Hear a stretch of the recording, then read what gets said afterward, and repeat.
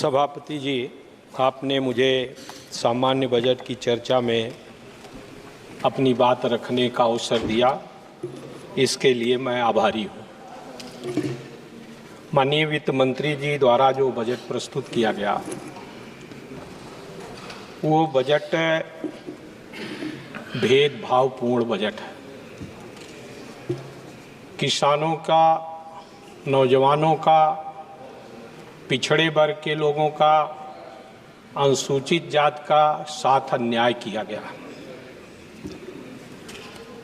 किसी भी देश के विकास का रास्ता, भारत के विकास का रास्ता खेतों और खलिहानों से होकर गुजरता है। जब खेत और खलिहान समृद्धशाली होंगे तो देश की आय बढ़ेगी। लेकिन इस बजट में किसानों के बारे में, उनकी एमएसपी की गारंटी देने के बारे में कोई बात नहीं रखी गई। मान्यवर, ये बजट किसानों के हितों की अनदेखी करने वाला बजट है। माननीय वित्त मंत्री जी ने कहा कि हमने अधिक बढ़ाकर एमएसपी देने का काम किया।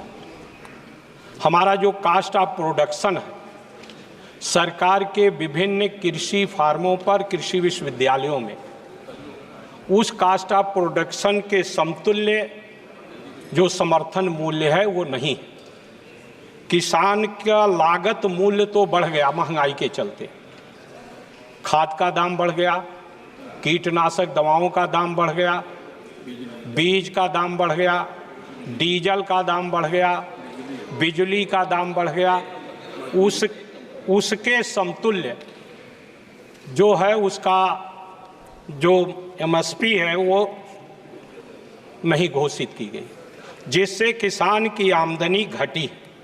दूसरी तरफ किसान जो खरीदता कृषि यंत्र, माननीय मंत्री जी ने अपने भाषण में जहां कुछ दूसरे सेक्टर को रियायत देने का काम किया, लेकिन कृषि यंत्रों पर 28% जीएसटी है, उसके बारे में कोई उल्लेख नहीं किया। मान्यवर बाबा साहब भीमराव अंबेडकर ने भी संविधान सभा में इस बात को कहा था कि भारत में सामाजिक और आर्थिक गैर बराबरी है। जब तक हम इसको दूर नहीं करेंगे, भारत को समृद्धशाली नहीं बना सकते। आज उस सामाजिक और आर्थिक गैर बराबरी को बढ़ाने वाला ये बजट है। जाति जनगणना का कोई उल्लेख नहीं है। इस बजट में पिछड़े वर्गों का जो आरक्षण है उसको पूरा करने के लिए बैकलॉग के आधार पर भर्ती का कोई उल्लेख नहीं है। अनुसूचित जाति के रिजर्वेशन को पूरा करने का कोई उल्लेख नहीं है। इसके साथ साथ मान्यवर, किसान के जो समर्थन मूल्य है उसकी गारंटी का उल्लेख नहीं। मैंने बजट का विभिन्न हिस्सों में देखने का काम किया। पिछले वर्ष के मुकाबले उर्वरक पर कम पैसा रखने का काम किया गया। कृषि के बजट को भी जिस तरह से बढ़ाने का काम होना चाहिए उसको उस ढंग से नहीं बढ़ाया गया। केवीके जो है, जो तमाम जगह अनुसंधान करते हैं, उसकी तरफ भी ध्यान नहीं दिया गया। मनरेगा के द्वारा जो बड़ा रोजगार मिलता था, उसकी जो मजदूरी है वो 231 रुपये प्रतिदिन है। 231 रुपये में कोई मजदूर नहीं मिलता मानव। उसको बढ़ाने का भी इस बजट में कोई प्रोविजन नहीं करने का काम किया गया। अनुसूचित जाति के लोगों को, बच्चों को जो पढ़ते थे, उनको छात्रवृत्ति और छात्र फीस की प्रतिपूर्ति देने की व्यवस्था होती थी। इस बजट में धीरे धीरे केंद्र सरकार ने उसको घटाने का काम किया। उसको बढ़ाने का लिए भी इस बजट में कोई प्रोविजन देखने का काम नहीं किया। जहां यहाँ शहरी विकास की बात की गई है, दूसरी तरफ ग्रामीण विकास के दिशा में भी इस बजट में कोई प्रोविजन करने का काम नहीं किया गया। मेरा ये मानना है कि जब तक हम किसान को, चौधरी चरण सिंह जो भारत के प्रधानमंत्री भी रह चुके हैं, उन्होंने एक किताब लिखा है, भारत की आर्थिक भयावह स्थिति, कारण और निदान।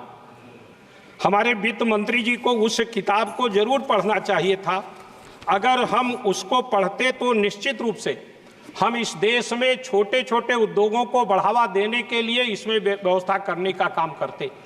बुनकर का उद्योग पूरे देश में बड़े पैमाने पर फैला हुआ, जो तमाम लोगों को रोजगार देता है, लेकिन उस बुनकर उद्योग को बढ़ावा देने की व्यवस्था नहीं की गई है। मान्यवर, बस मैं तुरंत खत्म कर रहा हूं।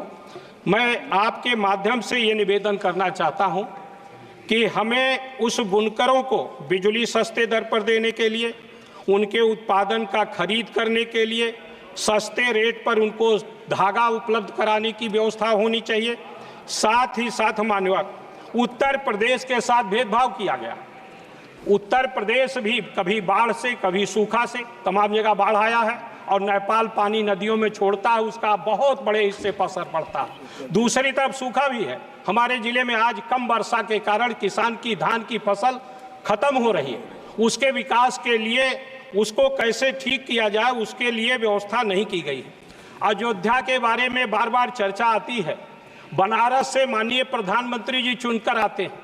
अयोध्या से बनारस जाने में 7 घंटे से ज़्यादा समय लगता है। उसके एक्सप्रेसवे बनाने के लिए भी इस बजट में कोई चर्चा करने का काम नहीं किया। मान्यवर, सांसदों का जो क्षेत्र विकास निधि है बहुत कम है। 5 करोड़, 1 किलोमीटर में 1 करोड़ रुपया लगता है। 2 करोड़ रुपया, 5 करोड़ में 5 किलोमीटर सड़क बनेगी। 5 विधानसभा हमारे यहाँ है और 20 लाख की आबादी को कवर करता है। तो मान्यवर, इसको भी इसमें बढ़ाने का माननीय वित्त मंत्री ने उल्लेख नहीं किया। कम से कम 20 करोड़ क्षेत्र विकास निधि होनी चाहिए, ऐसा मैं मांग करता हूं। आपने मुझे अवसर दिया, इसके लिए मैं आपका हृदय से आभार व्यक्त करते हुए अपनी बात को विराम देता हूं। धन्यवाद।